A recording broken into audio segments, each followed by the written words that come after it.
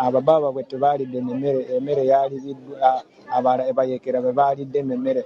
So wano embeera si nnungi nnyo ekiri awo. Abantu ng'obwo balaba wano like ngo balaba mu background yange abo bonna baaze kwerabirako kiki kyabadde wano ekiro. Wetwogerera tubadde twali nga tuli wano n'emmotoka poliisi baagiyise ne bagamba egende kweyo. Twabaddewo nga kilometers nga 2 kuva ku ssomero. Lwe baatuseeyo baasanze bano Abayekera nga bagenze nga batta abantu. Omuntu gwe babadde basanga mu kkubo nga bamuta. Buli muntu gwe babadde basanga mu kkubo nga bamuta. So bakajjayo abo abantu naye tetunategeera ennamba yaabwe abaafudde, naye abalala bali mu kutugamba abantu basukka mu 25. Ababano 25 babadde bana b'essomero. So singa ogattagattako abantu ababadde nga si bana b'essomero, kiba kiragira ddala ennamba eyinza kuba ng'eri mu kweyongera buli kadde. Nga Salt Media twasimpudde twatuse wano ssaawa 12 ogw'ekiro ne tusanga abantu balumbye dda. Abazadde tebanabakkiriza kulaba ku bantu baabwe kubanga batutegezezaako abo abawala abaasibiddwa ku Bugwa baatwaliddwa n'abano abantu bateberezebwa kubeera Abayekera ba ADF. Tetunategeera ennamba y'abo abawala abaatwaliddwa, tetunategeera ennamba y'abo abaana abaatiddwa wano, naye twasobodde kwogera ku n'abo abaana abasurvivinze babadde balenzi bana. Twakalaba ku balenzi bana ne batunyumiza embuzi eyabaddewo. Bagambye bano basoose kumenya dormitory ne bayingiramu. Lwe bayingidde mu dormitory ne babagamba bave ku buliri batuule wabbali. Lwe batudde wabbali ne batandika kubawa ebibuuzo. Baatugambye badde boogera languages nnyingi okuli Olukonso, Lingala n'Ekiswahili n'entimi endala.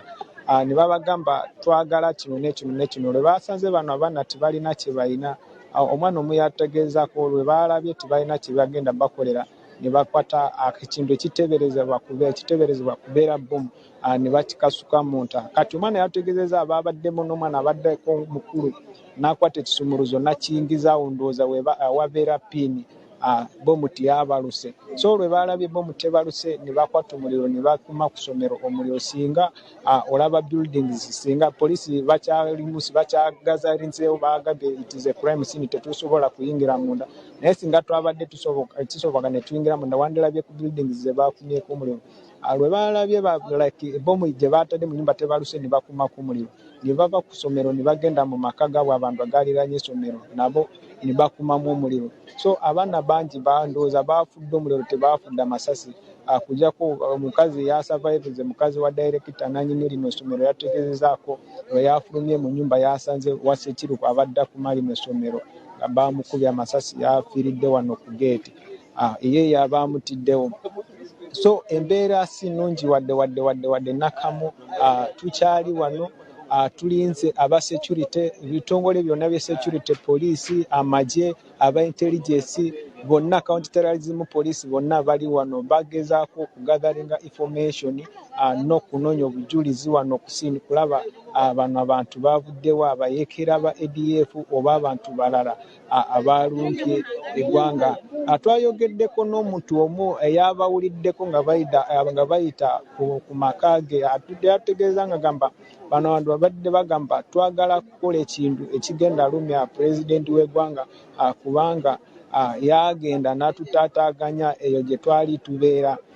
Bo balowooza abatuuze bano basabye security bayongereko ku security kulaba nti no embeera eddako mu nteeko, kubanga bo bategeezeza bawulidde nga bagamba tugenda kudda. So wano batuuze ba wano obunkenke bw'amaanyi nnyo bwe balimu, tebamanyi ekigenda kuddako oluvannyuma lw'okulaba ekintu nga bwe kiti ekibaddewo. Kino ekintu kyabaddewo oluvannyuma tubadde twakamala ennaku eziringanya Bayekera balumba ettawuni eriranye bodda yaffe ye Uganda ne DRC, nawo ne batawa abantu abawera 10. Tebayingira mu Uganda, bakomawo. Lwe bakola ekyo ekikola ne baddayo mu nsiko. Then abanasi b'e Congo baddukira mu ggwanga lyaffe erya Uganda ne batukira ku bodda wano ne bababuddaabudda bulungi, basirikale baffe ne babaaniriza bulungi. Kati lwe badda eri ne basanga ndowooza security nga si yamanyi nnyo, ne bakola ki? Ne batandika kukola pulaani zaabwe ndowooza ez'okulumba Uganda lwe basanga security nga si yamanyi wali ku border. Ensonga lwaki ndowooza bayingidde mu Uganda ne bakola bino ebikolobero bya ebyetima kubanga bana babadde innocent nnyo kubanga balabira ddala singa olaba ku bana bebaase bwana buto nnyo.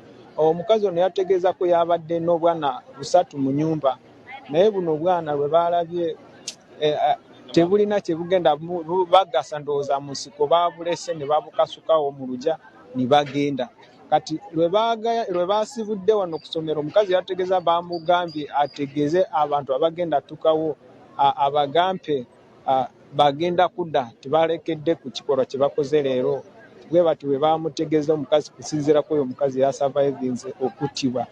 Ne tumubuuza kwe lwaki wasurvivinze bino ebikolwa by'okutemula abaana. Yagambye bwe bamusanze ng'alina omwana w'emyezi 3 bamugambye tuli basiraamu tetuta mukazi alina abaana ab'emyaka 3 eb'emyezi 3. Ne bamugamba you have just survived kubanga wabadde n'omwana atawera omwaka. Ensonga lwaki ono omukazi yasurvivinze. Naye singa omukazi ndowooza teyabadde n'ono mwana naye essaawa zino wetwogerera yandibadde mufu. Naye nga Salt Media tutali ku ground maybe mu maaso awo tugenda kuba tukuwa updates. Tulinze poliisi n'aba RDC bategeezako tusooke tubaweemu akadde tugenda kuba tubaleeta live ku Salt TV batubulire embeera eyimiridde etya kiki kye bakoze nga security ate kiki ekiddako luvannyuma lw'ekino ekikolwa ky'Abayekera kye bakoze.